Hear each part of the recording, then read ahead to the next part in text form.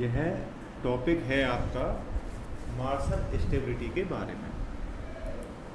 जो हम bituminous mix design या डीवीएम हो या बीसी हो या डीएसी हो या एसडीएसी हो, सभी का हम MS2 को फॉलो करते हैं। तो उसके बारे में थोड़ा सा मैं ब्रीफ दे दूं। सबसे पहले मार्शल स्टेबिलिटी के लिए सपोज मेरा बीसी ग्रेड सेकंड है, तो बीसी ग्रेड सेकंड में मेरा मैक्सिमम नॉमिनल साइज एग्रीगेट जो रहेगा वो 13.2 का रहेगा। मिनिमम बाइंडर कंटेंट जो रहेगा वो मेरा रहेगा 5.4%। याद रखना, मिनिमम बाइंडर कंटेंट की जो वैल्यू है 2.7 स्पेसिफिक ग्रेविटी के लिए है। तो मैं चलता हूँ आगे। मेरी जो प्रूवन रिंग थी वो 50 किलोन्यूटन की थी। मेरा जो प्रूवन का कैलिब्रेशन 1 डिवीजन पर केजी था वो 7.02 था। इफेक्टिव स्पेसिफिक ग्रेविटी और बल्क स्पेसिफिक ग्रेविटी का मैं आपको एक पेज शेयर कर चुका हूँ। बल्क स्पेसिफिक ग्रेविटी मेरी सारी कंबाइन एग्रीगेट की मैंने एग्रीगेट लिए हैं सेपरेट, 12 का लग लिया है, 4 का लग लिया है। फिलर मेटेरियल में मैंने सीमेंट लिया है, उनका सभी का सीविंग किया है सेपरेट। सीविंग के बाद उनकी ब्लेंडिंग की है। ब्लेंडिंग के बाद मेरी ब्लेंडिंग से स्पेसिफिक ग्रेविटी आती है, मेरी कंबाइन की स्पेसिफिक ग्रेविटी निकालता हूँ मैं। उसके बाद इफेक्टिव स्पेसिफिक ग्रेविटी क्या है, मेरे अपरेंट स्पेसिफिक ग्रेविटी और बल्क स्पेसिफिक ग्रेविटी का एवरेज इफेक्टिव स्पेसिफिक ग्रेविटी है। सबसे पहले मेरा जो स्पेकिमैन है मार्शल स्टेबिलिटी का, उसका डाया है आपका 63.5 mm और उसका डाया है 101.6 mm और उसकी हाइट है 63.5 mm।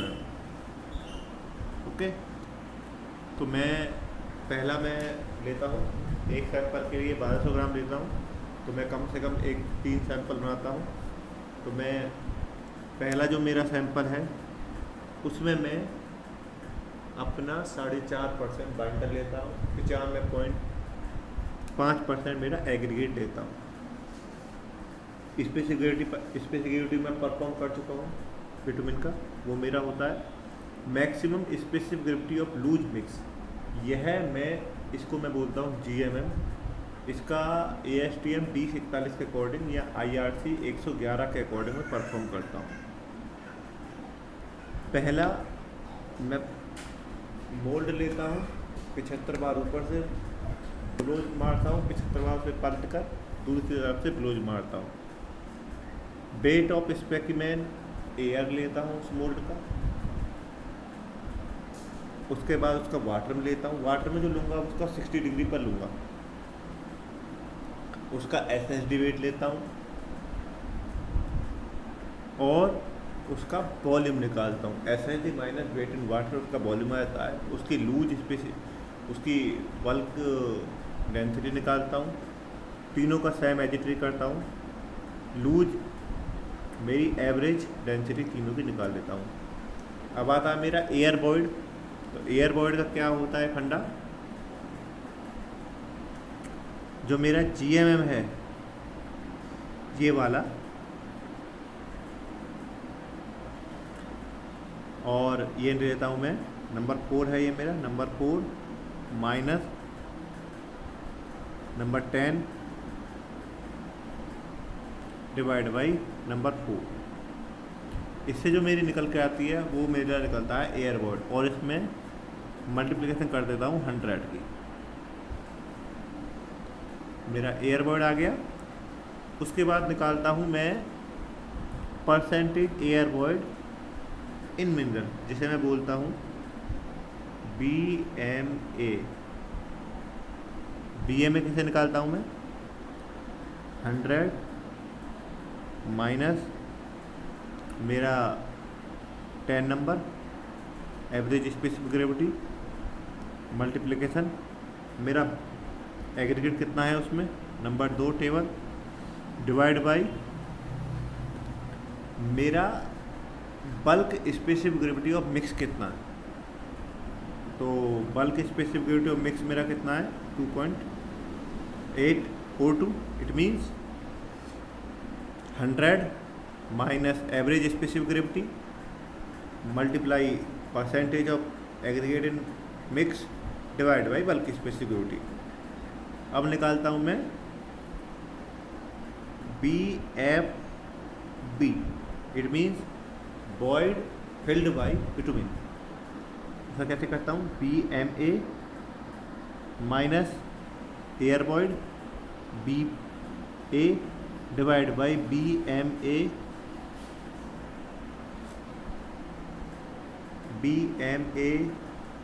Air void divide by BMA multiplication 100। इसके बाद मेरा जो अपरेटस है उसको मैं सीधा रख देता हूँ मार्शल स्टेबिलिटी में। उसको मार्शल स्टेबिलिटी में जो उसका रेट होता है वो होता है 50.2 mm पर मिनट के रेट से वो चलता है। उस पर मैं वैल्यू नोट करता हूँ प्रूविंग की, उसका कन्वर्जन फैक्टर होता है, उससे मल्टीप्लिकेशन करके ये वैल्यू आती है। करेक्शन क्या होता है, अब ये जो हमारा एक MS2 है उसमें एक टेबल गिवन है, उसमें इसमें करेक्शन का गिवन है कि इतना वॉल्यूम रहेगा, इतने से इतना वॉल्यूम रहेगा, तो एक करेक्शन फैक्टर है, तो उससे मल्टीप्लिकेशन करते हैं। ये एवरेज निकालता हूँ, मार्शल फ्लो वैल्यू मेरा डायल गेज देता है, ये उसका एवरेज होता है मार्शल फ्लो वैल्यू का। एक ये हो गया। ऐसे ही 5 पर करता हूँ, 5.5 पर करता हूँ, 6 पर करता हूँ, 6.5 पर करता हूँ, इनको ले लेता हूँ। ये वैल्यू मेरी हो गए, ये average air void in mineral BFB, ये stability value and flow value. Okay, अब इनसे मैं ग्राफ ड्रा करता हूँ।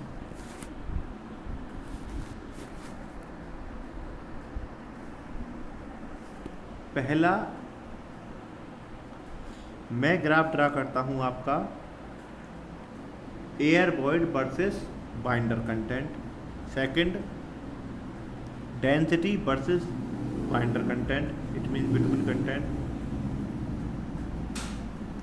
Bitumen content versus stability, bitumen content versus flow, bitumen content versus BFB, bitumen content versus PM। तो फर्स्ट ऑफ ऑल ये सारी मैंने वैल्यू इधर लिख रखी हैं एयर बॉयड का। अब देखिए मुझे एयर बॉयड कितना रखना होता है। मेन चीज़ मेरे 3 फंडे होते हैं, इट मीन्स मेरी स्टेबिलिटी मैक्सिमम रहे, डेंसिटी मेरी मैक्सिमम रहे, और एयर बॉयड मेरा 3 से 4% के बीच में होता है। तो फंडा क्या होता है, फंडा होता है कि मैंने अज्यूम किया, मेरा देखिए यहाँ पर 5.5% पर, इस पर मेरा एयर बॉयड 4.28 है, डेंसिटी मेरी 2.48 है, इसके बाद डेंसिटी बढ़ रही है। ओके, मेरा स्टेबिलिटी 5.5 पर 1294 है, 5 पर मेरा 1454 है। ओके, अब ये BMA और ये BMA कितना होना चाहिए, 11% मिनिमम, उससे कम नहीं होना चाहिए। BFB 65 से 75 होना चाहिए। तो 65 से 75 सभी के बीच में मैक्सिमम है, तो मेरा इसके रेंज के या इसके रेंज के बीच में आएगा। अब ये कैसे मैं पता करूँगा, सबसे पहले मैं आता हूँ एयर बॉयड बाइंडर कंटेंट वाले रिलेशन पर। उसमें क्या करता हूँ, मैं वैल्यू निकालता हूँ इंटरप्रिटेशन करके। मैं अज्यूम करता हूँ कि मेरा बाइंडर कंटेंट मेरा बाइंडर कंटेंट मेरा बाइंडर कंटेंट ये 5.5 पर मेरी डेंसिटी ये मैं एज्यूम ले लेता हूँ। ओके, अगेन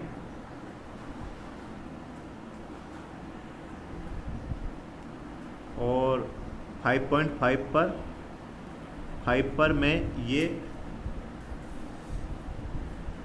स्टेबिलिटी की वैल्यू ले लेता हूँ। ओके, दो वैल्यू हो गई मेरी, एक होगी मेरी 5.5, एक होगी मेरी 5। अब मैं देखता हूँ इस ग्राफ में जाकर कि मेरी वॉइड रेशो 4 से 3 से 5% किसके बीच में आएगा। तो मैं इंटरप्रिटेशन करता हूँ, इसके बीच में 3 से 5% इसके बीच में आ जाएगा।